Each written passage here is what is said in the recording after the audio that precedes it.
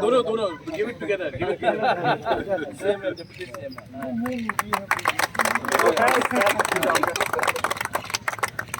तीन जगह में और हमने आइडेंटिफाई किया है कहाँ में हम लोग रख सकते हैं, और एक मॉनिटरिंग कमेटी है जहाँ में local MLA and MDCs and EMs from the ADC सब जाएंगे और वो जगह को आइडेंटिफाई करेंगे। लेकिन हम लोग अपने ब्रू को एक ऐसा ज़िंदगी देना चाहते हैं जहाँ में उनका सम्मान भी रहे और उनकी नेक्स्ट जनरेशन आगे बढ़े। We want the best for our brews and I will not compromise on the interest of the brew people. Thank you.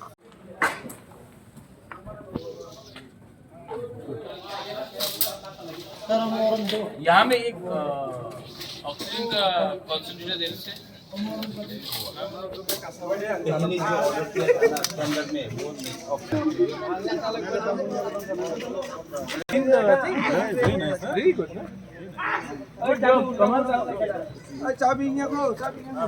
अच्छा काम किया कमल है, लेकिन इसमें TTAADC लिखना चाहिए। से किन लोगों को क्या सामान दिया गया है, टोटल कितना कॉस्ट है और इससे गांव के लोगों को किस तरह का बेनिफिट होगा, इसके बारे में थोड़ा बताइए। देखिए, हमने अपने TTAADC से अब हमने 3 एम्बुलेंसेस हमने दिया है अपने खेरेंगबार हॉस्पिटल को और अपने तुईकोरमा हॉस्पिटल को वहाँ में भी दिया है। और ये बेसिकली हमारे एडीसी एरियाज़ में जिन जिन को प्रॉब्लम है उनके लिए है। हमने ये पूरा जो काम किया है ये थ्रू गवर्नमेंट रेट्स में किया है, थ्रू एट कॉस्ट प्राइस किया है एंड कंपनी ने ही ये एम्बुलेंसेस हमको दिए हैं। लेकिन सिर्फ 3 से नहीं होगा, हम सोचते हैं कि आने वाले 6 महीने के अंदर हम लोगों को मोबाइल हॉस्पिटल्स, मोबाइल एम्बुलेंसेस करना चाहिए, जहाँ में जाकर हम लोग हर गांव में, हर डिस्ट्रिक्ट में हम लोग डॉक्टर्स को वहीं में भेजकर हेल्थ कैंप्स करेंगे, चेकअप्स करेंगे और जिसका प्रॉब्लम सीरियस है उनको हम रेफर भी करेंगे टू रिक्विजिट हॉस्पिटल्स। महाराज जी, आपने स्टेट गवर्नमेंट से हेल्थ सेक्टर के लिए पैसा मांगा था एडीसी के लिए जी। अभी तक क्या रेस्पॉन्स मिला है स्टेट गवर्नमेंट की तरफ से, इसके बारे में थोड़ा बताइए। देखिए, हमने कोरोना के सेकेंड वेव के टाइम 2 करोड़ मांगा था, अभी तक 1 रुपया नहीं मिला है। चीफ मिनिस्टर आदरणीय मुख्यमंत्री जी खेरेंगबार हॉस्पिटल आए थे ऑक्सीजन प्लांट का इनॉग्रेशन करने के लिए। उस समय हमने 28 करोड़ मांगा था, चीफ मिनिस्टर ने 30 करोड़ कहा था। अभी तक आज दिसंबर हो गया है, अभी तक पैसा रिलीज़ नहीं हुआ है, हमें आज तक 1 पैसा नहीं मिला है।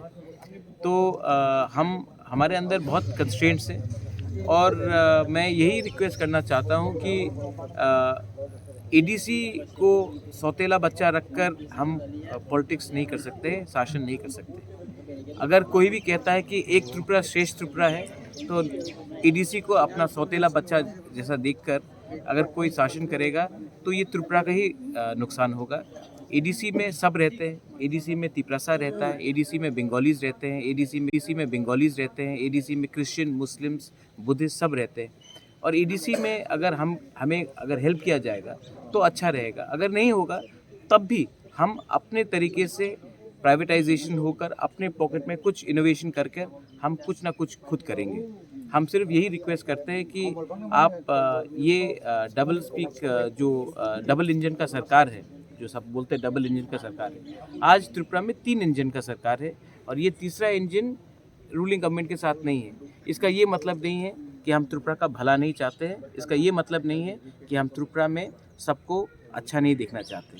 सो I request the state government to look at us sympathetically and look at us with a bigger heart. Sir, आपने रेज भी किया है असेंबली में आज, तो सबका क्या रेस्पॉन्स था उसमें? देखिए, काउंसिल में हमारा बीजेपी के बहुत विधायक हैं, उनके संग हमारा कोई डिस्प्यूट नहीं, वो और हम बहुत स्मूथली काम कर रहे हैं। मे बी अगर अगरतला से एमएलएज आकर काउंसिल में देखेंगे कि हम कैसा काम कर रहे हैं तो उनका भी अच्छा रहेगा, क्योंकि यहाँ में काउंसिल में हम पार्टी को लाइन में पहले नहीं रखते हैं, हम कम्युनिटी का वेलफेयर देखकर आगे बढ़ते हैं। और अगर यही चीज़ पूरे स्टेट में किया जाएगा तो त्रिपुरा का भला होगा।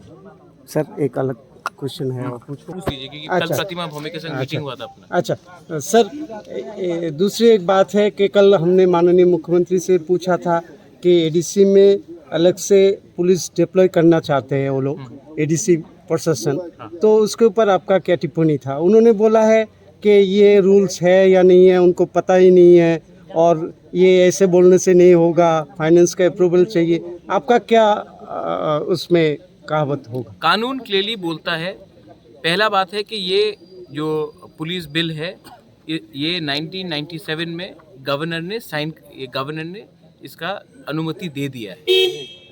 दूसरा बात है कि कानून इस देश में जब तक फाइनेंस बिल क्लियर नहीं करता है तब तक गवर्नर कोई भी बिल को साइन नहीं करता है। ये कानून है। Governor will only sign the bill जब फाइनेंस इसको क्लियर करता है। देश में गवर्नर कानून बनाने के बाद पैसे का आयोजन नहीं होता है, पहले पैसे का फाइनेंस का कैपेबिलिटी देखा जाता है, उसी के बाद कानून पास किया जाता है और वो स्टेट गवर्नमेंट ने 1997 में कर दिया था। अगर चीफ मिनिस्टर को अभी ये शायद बात मालूम नहीं है तो उनको शायद उनके चीफ सेक्रेटरी, उनके ऑफिशियल्स ये बात दिखा देंगे और मुझे नहीं लगता है कि अगर हम अपने एडीसी में अगर पुलिस का हम किसी का हानि है, डिसिप्लिन रहेगा, यूथ को एक एम्प्लॉयमेंट का अपॉर्चुनिटी रहेगा। सब लोग बोलते हैं कि लॉ एंड ऑर्डर त्रिपुरा में एक प्रॉब्लम है।